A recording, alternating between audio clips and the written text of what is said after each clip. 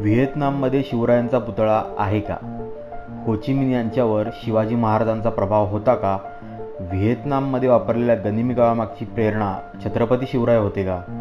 या प्रश्नांची उत्तरे व्हिएतनाममध्ये जाऊन शोधण्याचा मी प्रयत्न केला. हो ची मिन यांची स्मृतीस्थळे, अनेक अश्वारूढ स्मारके, युद्ध संग्रहालय यांना भेट देऊन ही माहिती गोळा करण्याचा हा प्रयत्न होता. या सर्व गोष्टींचे सखोल व्हिडिओ चित्रीकरण मला या व्हिएतनाममधल्या प्रवासात करता आलं. एकेकाळी जगासाठी आपली दारं बंद केलेल्या व्हिएतनामने जागतिकीकरणामुळे गेल्या 8-10 वर्षात बरीच प्रगती केली. देशाच्या आर्थिक राजधानी असलेल्या हो ची मिन शहरामध्ये उभा राहिलेल्या या टोलेजंग इमारती याची साक्ष देतात. सलग 3 दशके युद्धात होरपळलेला हाच का तो देश होता याचा प्रश्न पडावा इतका बदल आज इथल्या देशात झालेला आहे, इथल्या जीवनात झालेला आहे. मुंबई आणि बँकॉकशी तुलना करावी असं ट्रॅफिक इथलं आहे. रस्त्यावर एकाच वेळी इतक्या लाखोंनी दुचाकी चालवणारं हे जगातलं कदाचित नंबर 1चं शहर असावं. गनिमी कावा वापरून व्हिएतनामने अमेरिकेवर विजय मिळवला. खरं म्हणजे उत्तर व्हिएतनामने दक्षिण व्हिएतनाम आणि अमेरिकेवर हा विजय मिळवला, ज्यामुळे आजच्या सोशलिस्ट रिपब्लिक ऑफ व्हिएतनाम या देशाची निर्मिती झाली. या निर्मितीचे जनक होते व्हिएतनामचे राष्ट्रपिता मानले जाणारे हो ची मिन. व्हिएतनामने गनिमी कावा वापरून कशा प्रकारे अमेरिकेला हरवलं हे सर्वप्रथम जाणून घेण्याची इच्छा होती. त्यामुळे हो ची मिन त्यांचंच नाव दिलेल्या हो ची मिन शहरातील स्मारकाला भेट दिली. त्यानंतर युद्धाच्या स्मृती अवशेष जिथे जतन करून ठेवलेत त्या वॉर रेमिनंट्स म्युझियमला भेट देऊन युद्धाची दाहकता काय होती हे अनुभवता आलं. व्हिएतनामच्या युद्धामध्ये सहभागी झालेले जेवढे पण सोल्जर्स होते, मेजर्स होते किंवा जनरल्स होते, त्यांच्या काही वस्तू ज्या होत्या त्या या हॉलमध्ये ठेवण्यात आलेल्या आहेत, सजवण्यात आलेल्या आहेत. आणि या लोकांनी किंवा त्या जनरल्स किंवा त्या सोल्जर्सचे जे वंशज आहेत त्यांनी या म्युझियमला डोनेट केलेले आहेत. हे म्युझियम तयार झालं तेव्हा. त्या ठिकाणी उत्तर व्हिएतनामने पाडलेले अमेरिकेचे अनेक फायटर जेट्स, हेलिकॉप्टर्स ठेवलेले आहेत. आणि ही सगळी फायटर जेट्स तुम्ही माझ्या मागं बघू शकता.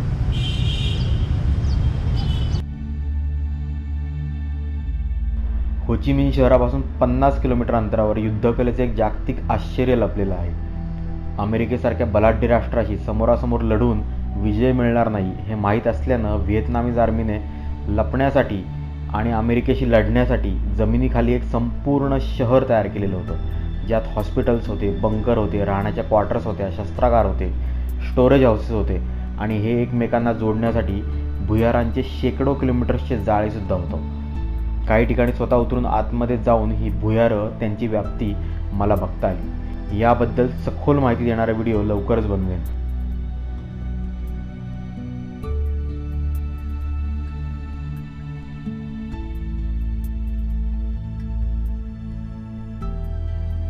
तर आपल्या मूळ मुद्द्याकडे आता येऊयात. तर शिवाजी महाराज लोकांना व्हिएतनाममध्ये माहिती आहेत का? याचं उत्तर हो असं आहे. पण यामागचं कारण आहे छत्रपती शिवाजी महाराज विमानतळ.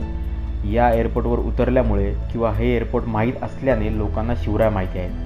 त्याचबद्दल इथली काही सजग लोकं जी आहेत, इंटरनेटचा जास्त वापर करणारी जी लोकं आहेत, त्यांनासुद्धा छत्रपती शिवाजी महाराज पुस्तकांच्या माध्यमातून किंवा काही लेखांच्या माध्यमातून माहिती आहेत. जो हो ची मिन शहरातील पुतळा शिवरायांचा आहे म्हणून दाखवला जातो, जो इंटरनेटवर प्रसिद्ध आहे, तो अश्वारूढ पुतळा मग नेमका कोणाचा आहे?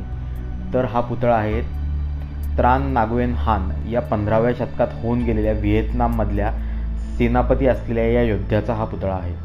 शहरातील अतिशय प्रसिद्ध अशा बेंतान मार्केटसमोर हा पुतळा होता. पण सध्या हा पुतळा तिथून काढण्यात आलेला आहे आणि तिथे अजून एक मोठा टोलेजंग टॉवर होत आहे. आता आपल्या मूळ मुद्द्याकडे येऊयात. हो ची मिन आणि व्हिएतनाम यांनी छत्रपती शिवाजी महाराजांच्यापासून प्रेरणा घेतली का? गनिमी काव्याची प्रेरणा जी होती ती शिवाजी महाराजांपासून किंवा महाराष्ट्रापासून व्हिएतनामला मिळाली का? तर मी तिथं असणारी हो ची मिन यांच्या जीवनावरची अनेक पुस्तकं बघितली. तिथल्या काही लोकांशी बोललो, जी जुनी जाणती लोकं होती, तिथले सरकारी अधिकारी होते, त्यांच्याशी पण बोललो. पण अशी कोणतीही माहिती त्यांच्याकडे उपलब्ध नाही असं त्यांनी त्यावेळी सांगितलं. मग ही दंतकथा आली कुठून? तर या दंतकथेचा उगम काही दशकांपूर्वीचा आहे. आणि जेव्हा एका शिवव्याख्यात्याने एका मंचावरून बोलताना असं सरळ सरळ सांगितलं की छत्रपती शिवाजी महाराजांनी व्हिएतनामला प्रेरणा दिली आणि त्या प्रेरणेतनं व्हिएतनामने अमेरिकेच्या विरुद्धचं युद्ध जिंकलं.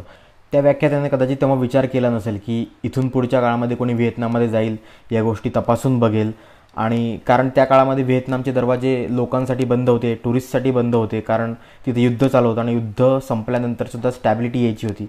त्यानंतरच्या काळात आर्थिक वारं तिथं वाहू लागलं जागतिकीकरणाचं आणि व्हिएतनामचे दरवाजे जगासाठी खुले झाले आणि त्यानंतर अनेक लोक जाऊ लागली आणि आपल्यासारखी काही मराठी लोक होती की त्यांना ही उत्सुकता होती ही गोष्ट जाणून घेण्याची आणि त्यांनी जाऊन ही गोष्ट शोधली आणि त्यामुळे या गोष्टीचं जे पितळ होतं ते उघडं पडलं. अजूनही अनेक ठिकाणी ब्लॉग्सवर अनेक ठिकाणी कोरावर वगैरे मला या गोष्टी बघायला मिळतात की हा संबंध अजूनही जोडला जातो. शिवाजी महाराज त्यांच्या हयातीतच जगभर प्रसिद्ध पावले होते. त्यामुळे शिवाजी महाराजांना अशा दंतकथा पसरवून अशा चुकीच्या गोष्टींच्या मार्फत प्रसिद्ध करण्याची कोणतीही गरज मला तरी वाटत नाही. या उलट छत्रपती शिवाजी महाराजांचं कार्य जे आहे ते पुस्तकांच्या माध्यमातून असेल किंवा लिखाणाच्या माध्यमातून असेल, कार्यक्रमांच्या माध्यमातून असेल, डॉक्युमेंटरीजच्या माध्यमातून असेल, हे जगभर कसं पोचेल यासाठी आपण प्रयत्न केला पाहिजे. व्हिएतनाम आणि शिवाजी महाराज यांच्या संबंधांवर प्रकाश टाकणारी शोधपूर्ण माहिती सर्वप्रथम आमचे मित्र श्री अभिजित वाघ यांनी समोर आणलेली होती. त्याचसोबत तुळजापूरचे इतिहास संशोधक श्री सतीश कदम सर यांनी सुद्धा व्हिडिओच्या माध्यमातून ही माहितीपूर्वी लोकांसमोर आणली. सर्व शिवप्रेमींना आग्रहाची विनंती आहे की सोशल मीडियावर पुन्हा चुकीची माहिती प्रसारित होताना दिसल्यास त्या व्यक्तींना हा व्हिडिओ आवर्जून दाखवा. यूट्यूबवर फिरस्ते